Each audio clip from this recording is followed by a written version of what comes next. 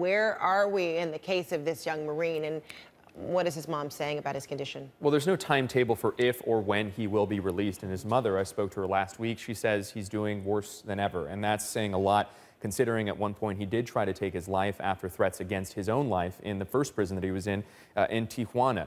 He is very despondent right now. Communication has been limited. He was using a phone in the prison to communicate with his family and friends. That phone is broken, so that's essentially limited his contact with the outside world. So for 6 months, he's been in the prison system in Mexico, and he's maintained from the very beginning, Fred, that he made a wrong turn. It was an accident, that he got turned around.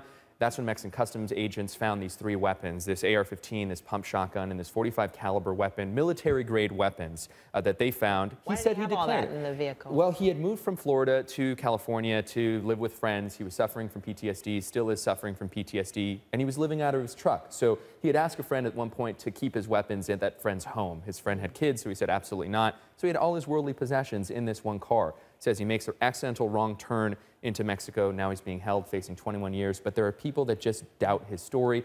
They say it just doesn't add up. Including the U.S. State Department? Including some in the U.S. State Department. A source at the U.S. State Department told me recently that there's doubt around his story.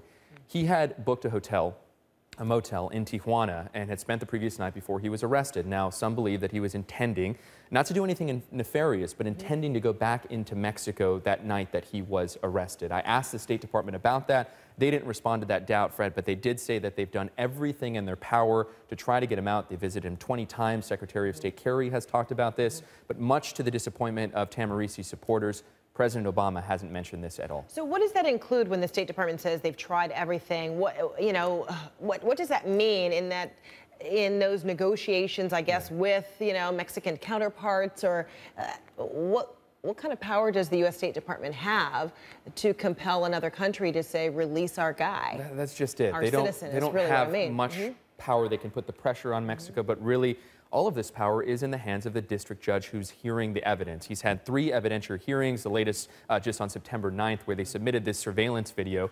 And according to his defense attorney, he said this surveillance video showed that his client has been telling the truth all along, that there was a pause there. Still, that there's this doubt that he perhaps intentionally crossed. There is conversations, though, in the Mexican government's office and high-level administration officials, I've been told by a source in the Attorney General's office there in Mexico, that they're considering letting him go based on this mental health. Mexico doesn't officially treat PTSD for their prisoners. They're saying they don't have the resources to treat somebody who's suffering from this PTSD. He's a war combat veteran, has served his country 2 tours in Afghanistan, and he's doing really bad mentally right now. I've spoken to him several times over the phone from his prison cell, and initially he was very despondent. He had that optimism, and now he's back at square one with no timetable. There is a congressional hearing on October 1st from the House Foreign Affairs Committee subcommittee to talk about Tamarisi, to try to get him out. He has his next court date on the 29th here in September, but really there is no suggestion that he will be released, though some maintaining their optimism.